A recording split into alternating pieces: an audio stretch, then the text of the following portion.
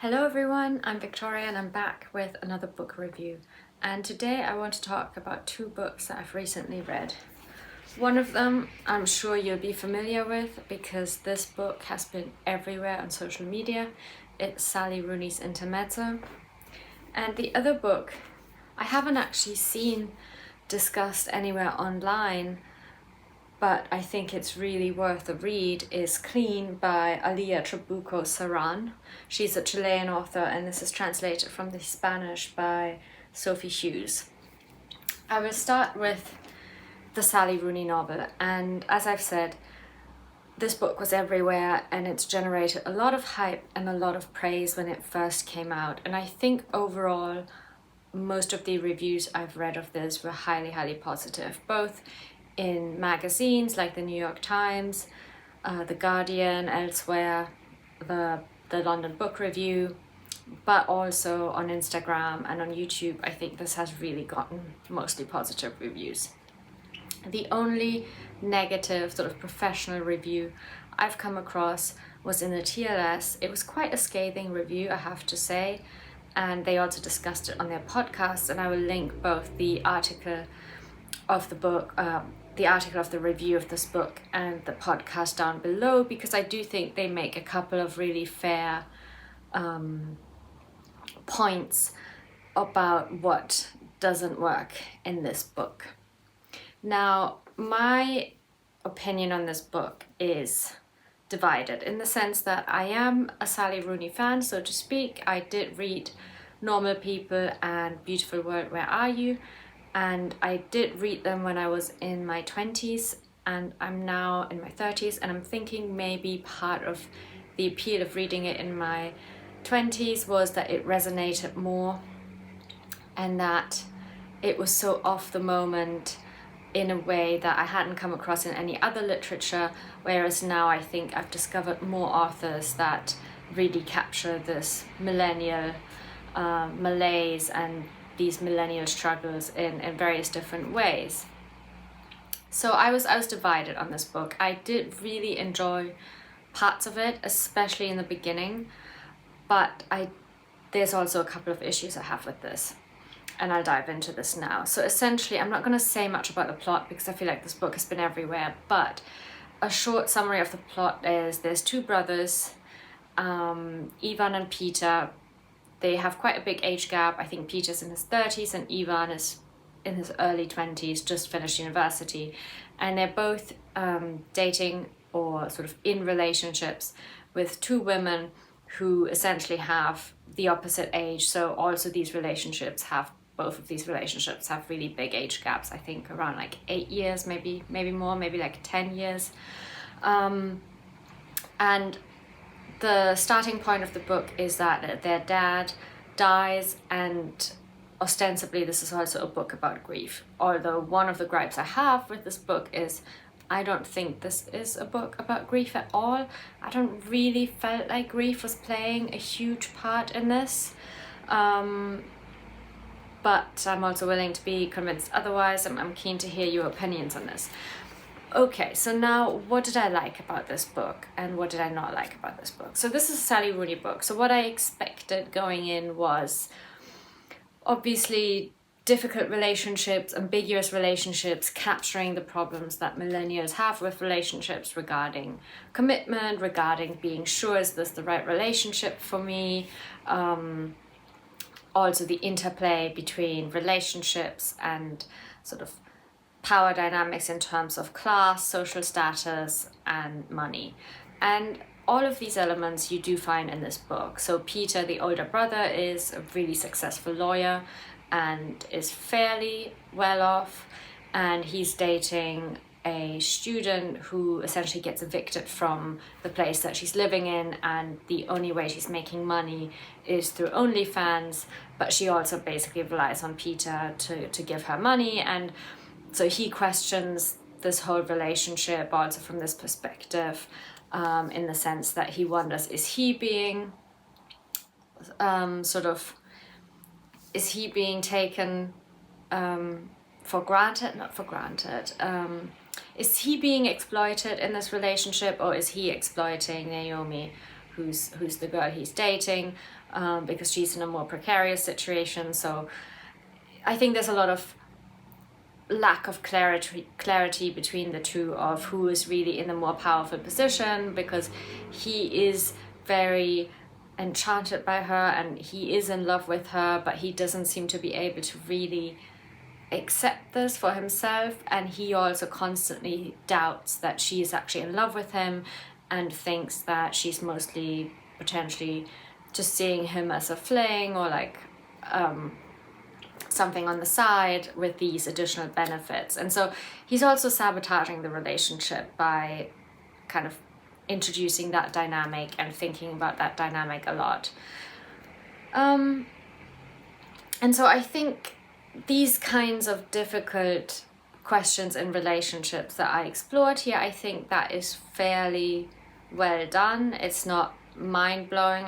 I've seen that done in other novels and in her earlier work, where especially it was much more about class and social status and that sort of thing. I think she did that more creatively, but yeah, I do think the Peter-Naomi relationship is interesting, and the way she portrays Peter's inner life, I think that was for me the most interesting bit, and that's where I wished she would have gone further, and I come back to this. But the other relationship in the book between Ivan and Marianne, where Ivan is the younger partner in the relationship and he's very unsure about himself. He's just sort of, he's not been very popular during high school or university and has never really had a proper girlfriend, and in general seems to be quite nerdy, almost sort of leaning on the socially inept or autistic, or at least that's his self-perception of him, and also is being reinforced by Peter. And so he's very insecure, and when he starts dating Marianne, he is unsure about whether or not he's attractive enough, whether or not he's kind of behaving in the right way. And at the same time, Marianne is an older woman that basically is divorced from her husband, who's an alcoholic, and she has also a lot of guilt associated with various things about leaving her husband and about living in the small community in Ireland, and what would people say if she started dating someone who's more than 10 years younger than her. And we mostly get Peter and Ivan's perspective, but we also do get Marianne's perspective. And these three perspectives, I think, are quite well done, and I think capture interesting elements and interesting questions in relationships that I think a lot of millennials struggle with, or are things that they've encountered in their personal lives. I think also, like a classic Sally Rooney, there's a lot of things that are left unsaid between the partners in the relationship, almost in an aggravating way, but it's quite realistic. The way people text and interact with each other, I think, is quite realistically portrayed. So yeah, in all of these elements, and sort of in the kind of the way she writes the sex scenes, I think is also quite well done, particularly in the beginning. And there is quite a lot of sex in the book, I would say, and mostly I thought it was well written, although one of the critiques of the TLS review was actually that a lot of it is quite cliche in a way, or like it always seems to be quite perfect and it always seems to work out quite well. And I can see that element, but at the same time I still thought it was like, I wasn't like, it didn't bother me too much. It was also part of what I expected from a Sally Rooney novel. So I was fine with that.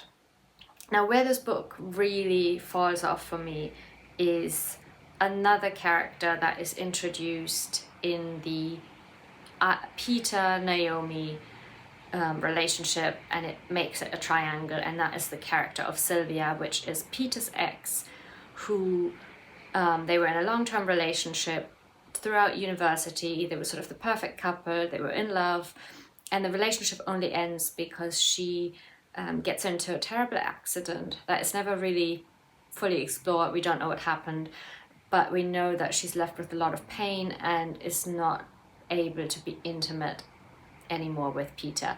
And it seems, I think the book strongly suggests that she broke up with Peter because she felt she wasn't really a full partner in the relationship anymore. She sort of wasn't really worth it, because what is a relationship without the intimacy? That's sort of what she seems to think. And so she kind of, in a way, sacrifices herself by breaking up with Peter, and basically implies, okay, you're free, you can date whoever you want, you can live the life that we kind of dreamed of having, but can't have anymore. And Peter actually is heartbroken about this and never wanted the breakup, and also isn't really over the breakup. So throughout this book, he, while having a relationship with Naomi, he also actually still sees Sylvia a lot, and then also is intimate with her. And in the end, so this is a spoiler, but as I said, I feel like the book has been everywhere. So if you haven't read it and really want to read it and don't want the spoiler, then I'll put a timestamp in and you can jump ahead. But I'm going to talk about it because I think this is sort of where the book falls apart.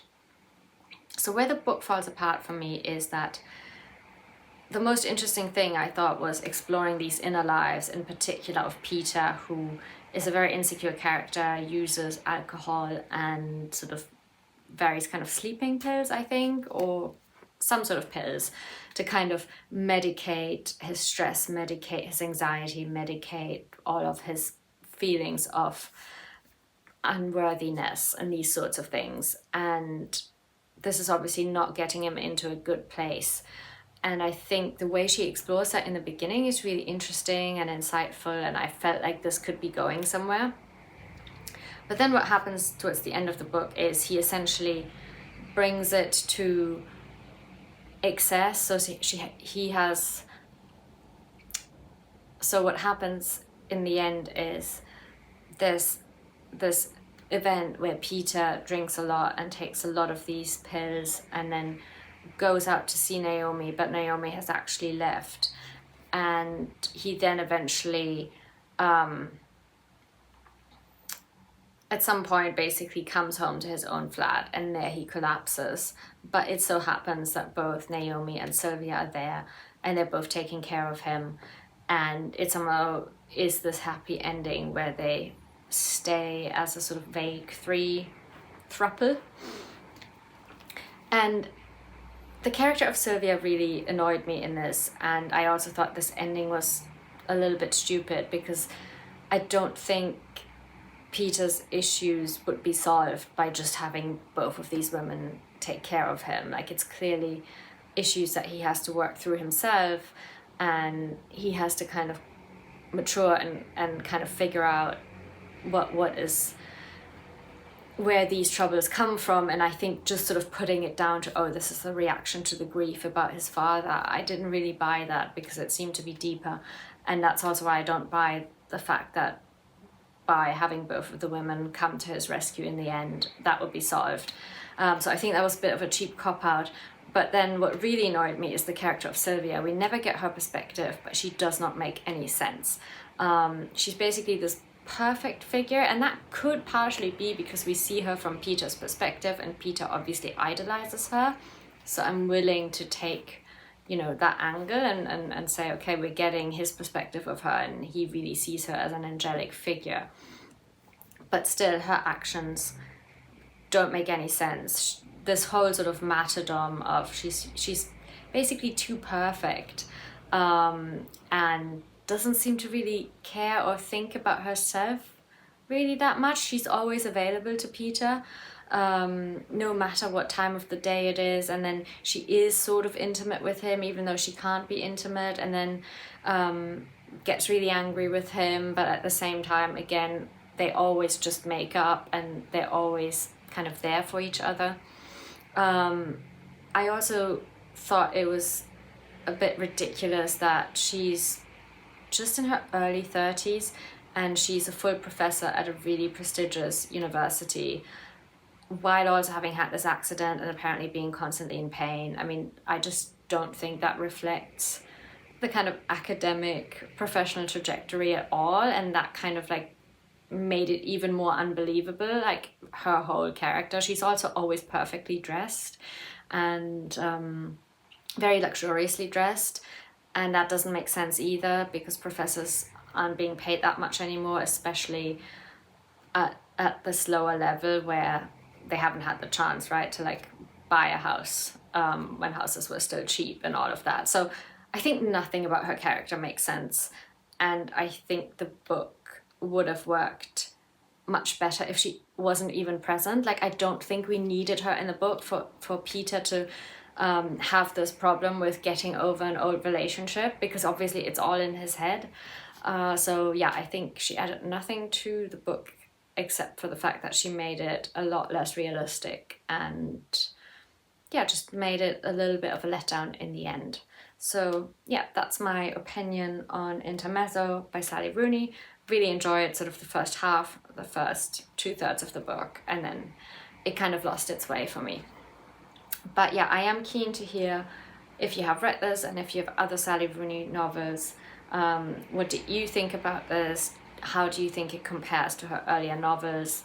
And if you, I'm now wondering also, if I reread the earlier novels, would I find them as impactful as I did when I read them? Because I did read them in my early 20s when a lot of these issues, especially about relationships, were quite current, and I could really empathize and feel with the characters. And now I might feel a little bit, I wouldn't say, yeah, I guess I should say more mature, or I wouldn't, all of the drama, a lot of it also seems a little bit artificially created. And I mean, that is part of your 20s. I'm not saying it's not, but I think once you've kind of outgrown that a little bit, you'd probably give your younger self different advice, and would sort of advise to behave differently instead of losing yourself in a lot of this relationship drama. So yeah, I still think Sally Rooney is a very good writer, and I probably would still read her next novel, although I'm not sure I would pick it up immediately on release date as I did with this.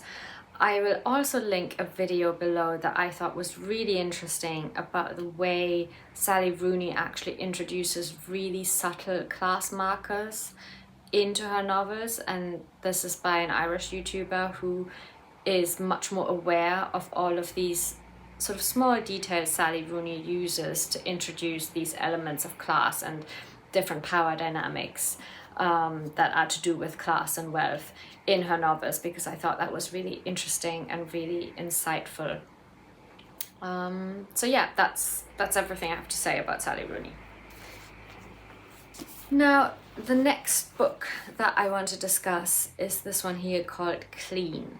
And I have to say, one of the reasons why I bought this book was the cover. I think it's an incredibly well done cover, where essentially it's clearly the traces of some sponge that was used to wipe the surface. But it also got me hooked when I read the little blurb, because this is essentially a book that tells the story of a live-in maid in Chile, where that is still a phenomenon that's reasonably common, where rich families will live in houses or apartments that are big enough to have a tiny room and often bathroom for a live-in maid. I'm just checking, actually, my candle doesn't burn. Yeah, candle's fine. Right, so back to the book. So this is about a rich couple that hires a live-in maid in anticipation of having their daughter, and they basically want her not only as a maid to clean and cook, but also to take care of her daughter. And this is obviously a very intimate situation, because this maid lives with the family and will hear all of their internal arguments, potentially witness their sex life accidentally, will form a really close bond with the daughter as a nanny, because she's obviously then responsible for a lot of the raising of that child as well, which is a really strange thing, because obviously she is still an employee and that is not her own daughter. And we know from the beginning, or even the blurb, that the daughter dies. And now we obviously want to know what happened. We do know that the maid had some resentments or wasn't quite happy in the family.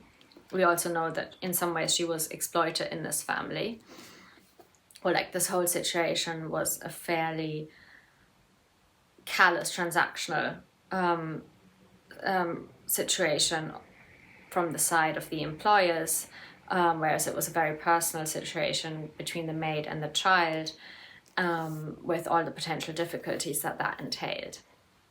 And we know the child dies, and immediately our mind jumps to the fact that somehow the maid was involved in this. And I think it's particularly interesting to kind of read this in the wake of the whole Luigi Mangione drama that is unfolding in the US, where we sort of potentially empathize with the maid, or like at least feel like we have an understanding of her motive for why she might kill the daughter, because she is being exploited and her own mother is dying while she's working at this couple's house. And so we feel like we know who this person is and we know her motive, and now we just actually want to see the story unfold. And in some ways the book also is really reminiscent of the movie Parasite, where I think that kind of whole live-in servant employee very rich family dynamic was explored really well. And now what I think is so brilliant about this book is that it leads you astray with that whole premise.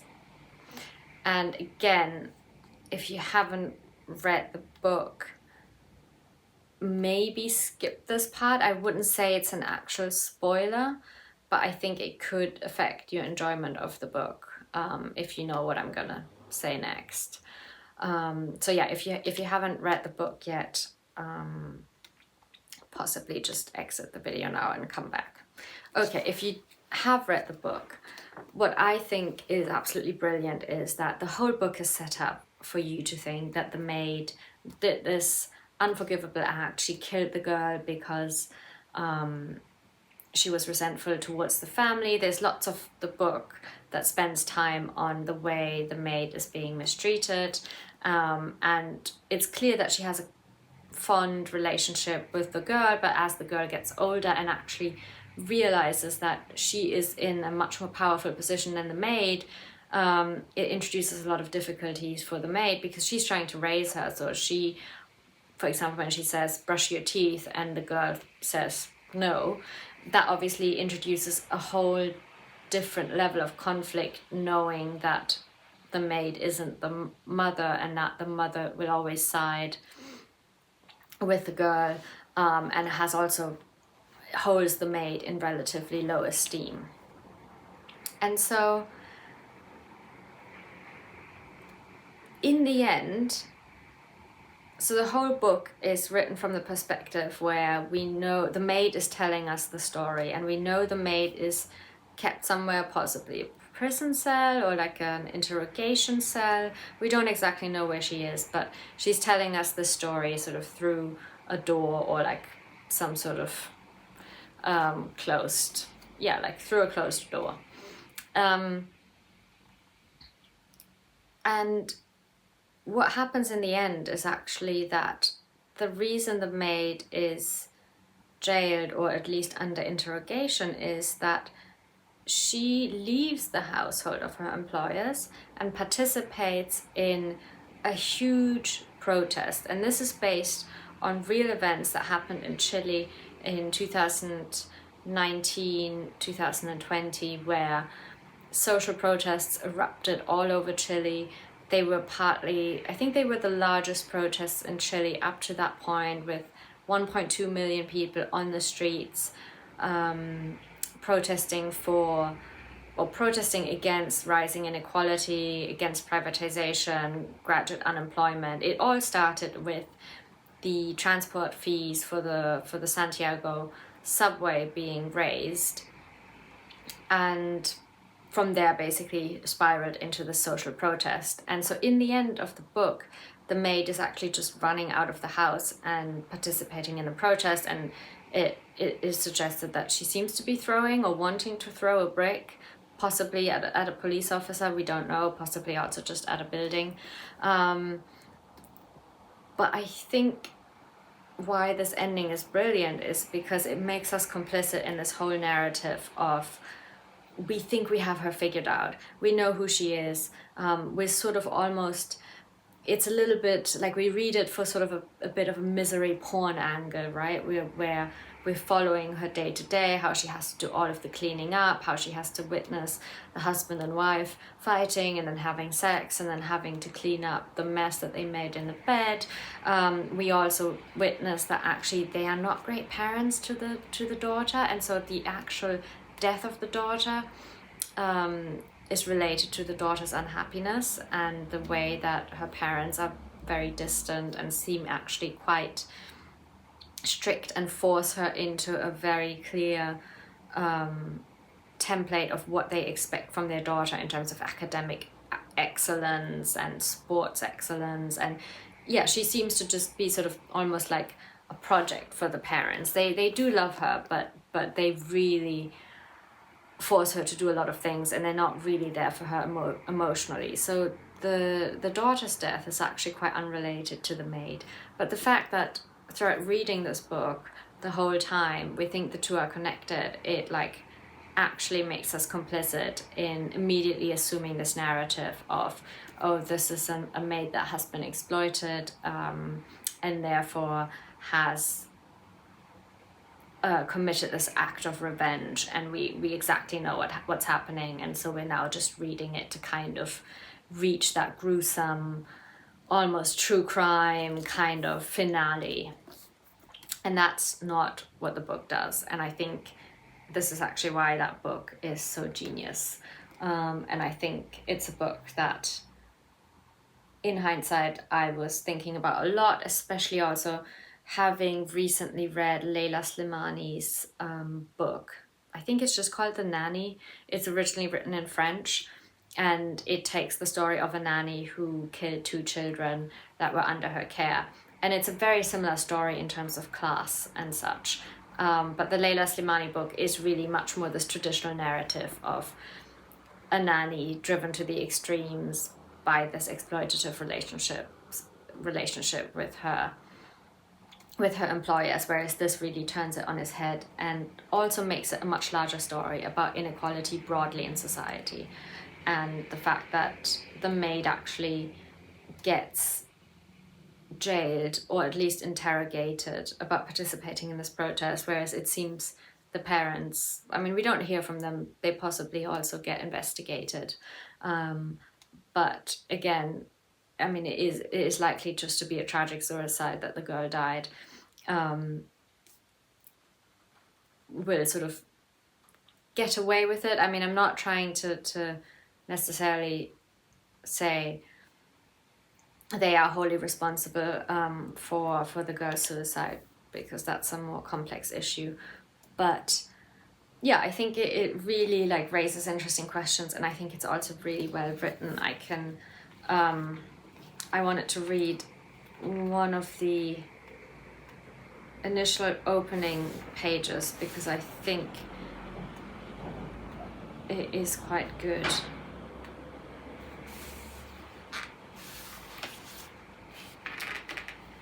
This story has several beginnings. I'd go as far as to say it's made up of beginnings. But tell me, what defines a beginning? Explain to me, for example, whether night comes before day or day before night, whether we wake because we went to sleep or sleep because we woke up. Or better, to keep things simple, just tell me where a tree begins, in the seed or the fruit around it, or perhaps it's in the branch that grew the flower that turned into the fruit, or in the flower itself. Are you with me? Nothing is ever as simple as it seems. The same goes for causes. They're just as unclear as beginnings. The cause of my thirst or hunger, for example. The cause of my current confinement. One cause sets off another. One card brings down the next. The only given is the ending. Nothing's left standing. And the end of this story, are you sure you want to know, is this. The girl dies. So after having read the book and then rereading the beginning again, it is clear that she's already trying to tell you in the beginning there's so much more in this book. Where's the beginning of this? These unequal relationships in terms of economic wealth and societal status. I mean, they could also be traced back several decades or centuries. So where do we begin? And yeah, I think this is a really good book, and I'm hoping it gets more readers. And yeah, that's really all I have to say about these two books for now. And I'm hoping to do another book review very soon, because I have a lot more books to talk about, but I haven't had the time to do any reviews recently. But I hope I will get another one in before Christmas. Bye!